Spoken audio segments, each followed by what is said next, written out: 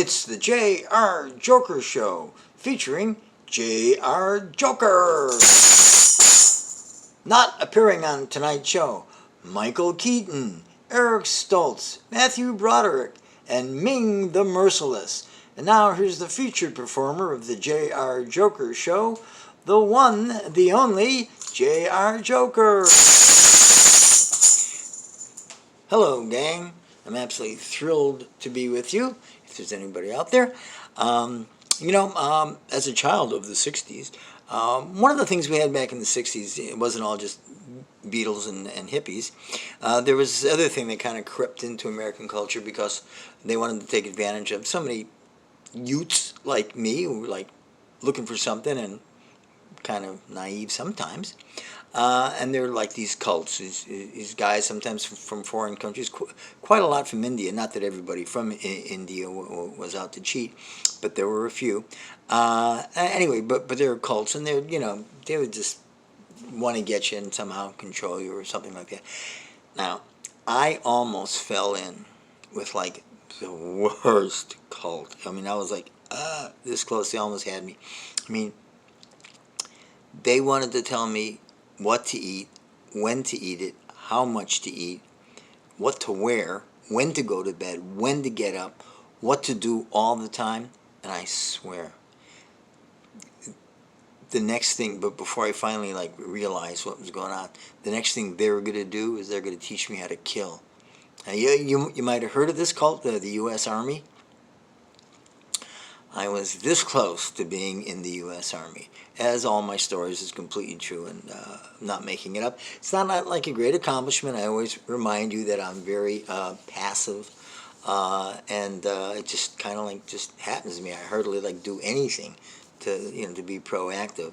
So this is back in the 60s, as I was saying, and I was in college at the University of Florida. Go Gators, go! Listen to me. I went to 2 football games, 1 home game and 1 away game, and in a couple of years' time, that's not very many games. I'm not like a sports fan. I mean, I've talked about baseball. I definitely like baseball.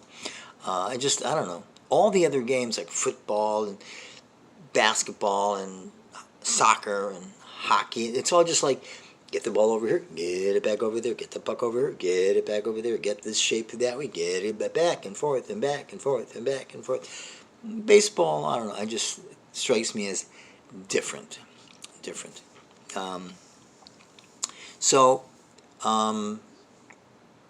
was in college at the University of Florida, and my major was one of the most popular majors at that time. We just called it NGTV, not going to Vietnam. As long as you're a full-time student, they couldn't catch. This is the rules that they made up. The average class was worth what they call 3 hours. Took 4 classes. That's 12 hours. You're a full-time student. But after some time, though, they catch on to you and then, turn your name over to the draft board. And they're trying to weed people out anyway. And so, make a long story short, I got drafted. So, first thing I did though was to stall off my induction. They told me to show up in 3 days to get inducted into the Army. So I went through a pretty crazy thing, and I went to a psychiatrist, and I somehow convinced him that I should be put in a mental ward somewhere. And my performance worked, and he put me in a mental ward. And so that was like, now I could legally not be, at my induction. This bought me 3 or 6 more months. This bought me a long time before they get around to trying to draft me again. Funny thing, though, I mean, it's like I'm in the mental ward, and I don't know, I'm thinking everybody else in there is faking it too. Nobody wants to go to the Army. The whole place is just, well, as it turned out, I was the only one faking it. You might argue that I really am crazy, but anyway. And I can tell you one thing about mental wards. Thank goodness we have them, because there are some people that really would just do harm to themselves if they're out in public. There's, just just really, for lack of a better clinical term, nuts. I mean, I really couldn't have a conversation with anybody. On top of that, the first night I was there, I had some J.R.R. Tolkien with me. I believe it was Two Towers. I already finished Fellowship of the. I finished The Hobbit, there and back, and Fellowship of the Ring. So now I'm into Two Towers. So I'm reading it, and then like 8 o'clock, boop, lights go out. I can't read anymore. Not tired. So I called the nurse and said, can I read some more, please? Have some light? Can I read some more? Oh, you can't sleep? No, it's not that I can't sleep. He can't sleep. And before I know it, they're like, hit me up with Thorazine. I slept for 3 days. I just walked around.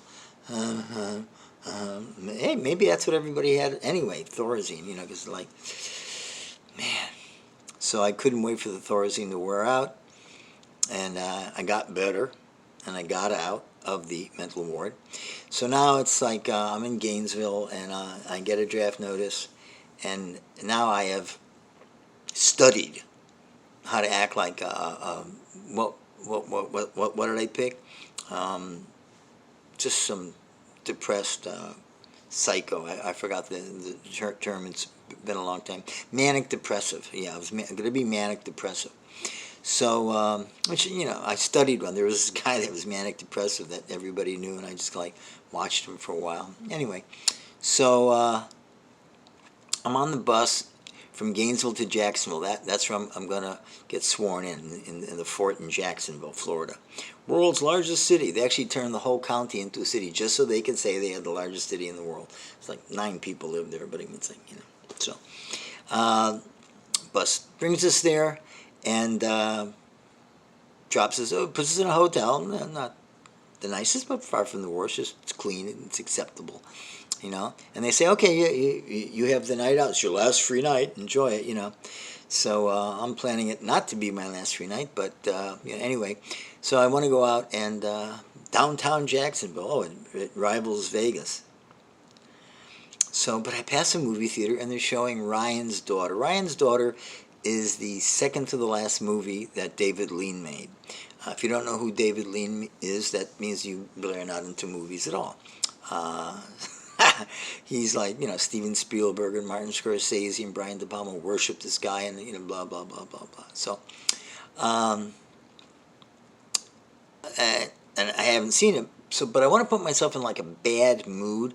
So I broke like, my main rules about movie going. I waited on purpose going late, and then later I forced myself to leave before it was over, just to put me like in some ornery frame of mind, some uncomfortable manic depressive frame of mind.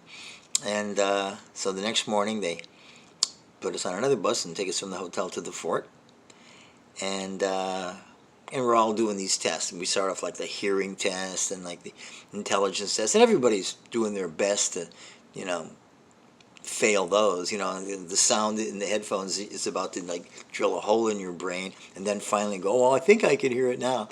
And just doing it. They show you like pictures of your intelligence. They show you a picture of a hammer and multiple choice. Hammer, saw, screwdriver, python.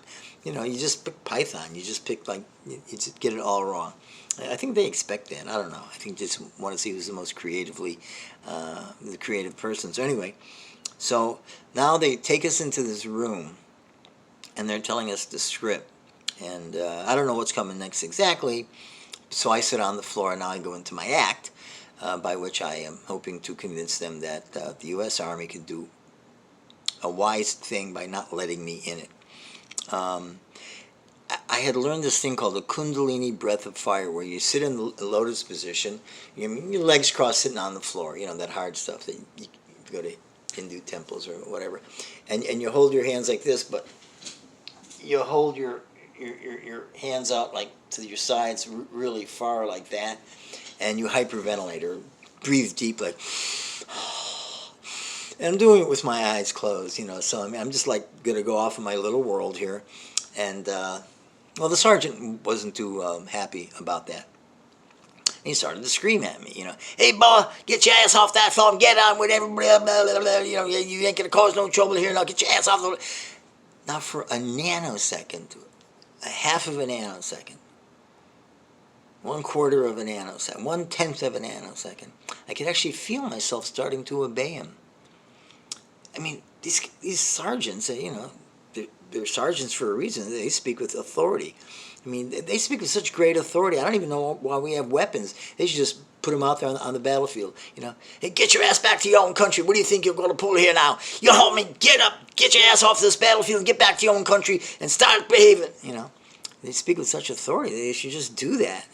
So anyway, he's yelling at me, and so I start to feel myself obey him. It's like, how can you not obey this guy? He's so authoritative. And then I give myself the greatest pep talk I ever gave myself in my life. Basically, I said, it's now or never. You really got to do this. You really got to do this. So I just, I kept breathing. Get your ass off the floor, boy. You hear me, boy? Don't make me do nothing you're going to regret. Get your ass off the floor. Blah, blah, blah. And he's going on and on, getting louder and louder and louder. And then his yelling starts to diminish, and he goes, you hear me, boy? Boy? Boy? Son, are you all right? And then some other soldier walked by, and I heard him whisper to him. He whispered, but I heard it. He says, don't leave him. He's a walkthrough. Which means that there are guys that try shit, and, excuse me, and they walk them through. They don't leave them alone. So now I'm a walkthrough. So what they do is they take me straight directly to the shrink, the Army psychiatrist. And, he asked me, do I want to be in the Army? I don't know. I don't care. I don't know. And he said, well, we've got your records here, and I see that you're in a mental ward, and you got better in 3 days. So I'm just thinking like, oh, now I'm really dead. But I'm just going, I don't know. I'm just like mumbling and not looking at anybody in the eye, and like just acting as strange as I possibly could, which I thought was manic depressive. I don't know. And the guy said, okay, well, we're just gonna let you leave the fort. You're not gonna go into the Army. Now, how do you feel about that? I figured, well, this is a test or something like that. catch-22. You'd be, if you're happy to know that you're not going into the Army, you'd be sane. In which case, you're saying you can be in the Army. So I don't know. Okay, I don't know. Okay, corporal or whatever guy was with me at that point, then do his paperwork. And they got a stack of papers like this, and each one has got to be stamped like 3 times, and understand. And while that's going on, this whack walks by. I don't know if you know what a whack is. It's not a hit from the mob, and it doesn't mean it's not very good. It's whack. It's a female, I think, what does WAC stand for? Women's Army Corps. Maybe they don't call them that anymore. Maybe they're just in the Army. Anyway, this might be a World War II thing, right? So a whack walks by, and he goes like hey, look at the legs on her, hubba hubba. And I figure, well, this is another test. He wants to see if I'm normal, if I'll react, and I'll go, and pant over this girl, so I don't know. So he's just stamping away, and he says, okay, now you're done. You could leave. And I figure, they're still following me. You got to think this. So I'm just like wandering, meandering out, and I'm go through the gate, the door, whatever you call it, the entrance to a fort.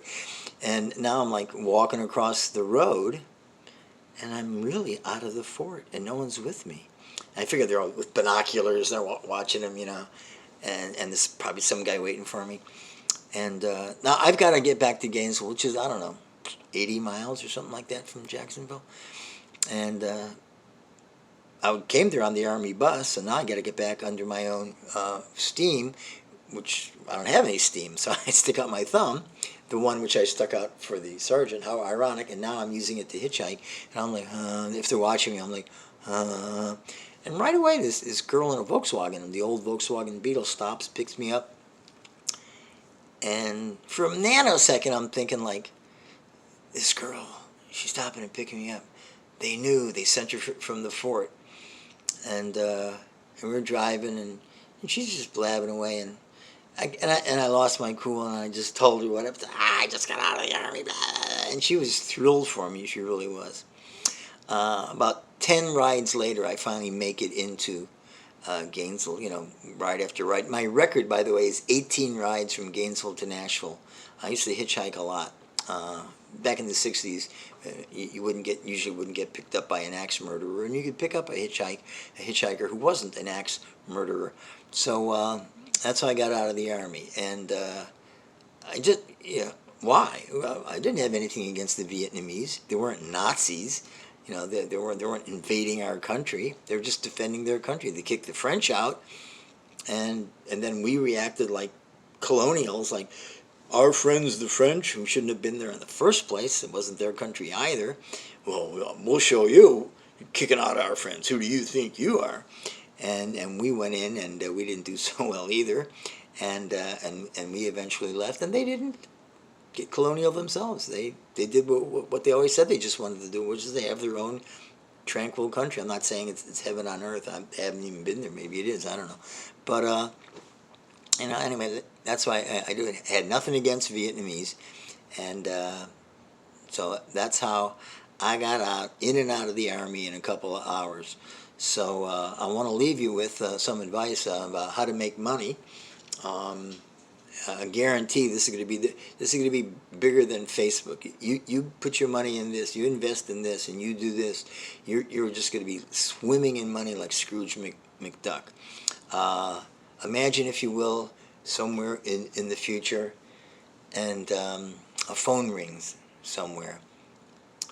Yeah, hello. Seemed like a good idea at the time. Tattoo removal. Can I help you? Mm-hmm. Okay, sure. Well, and that's our business. Let me see here. We can give you an appointment Tuesday, 11 a.m., July 8th, 2023. Oh, you don't want to wait that long. Okay, well, have you tried, I swear to God, as long as I live, I'll never take another drink again, tattoo removal? You get the message. Very good. Good seeing you.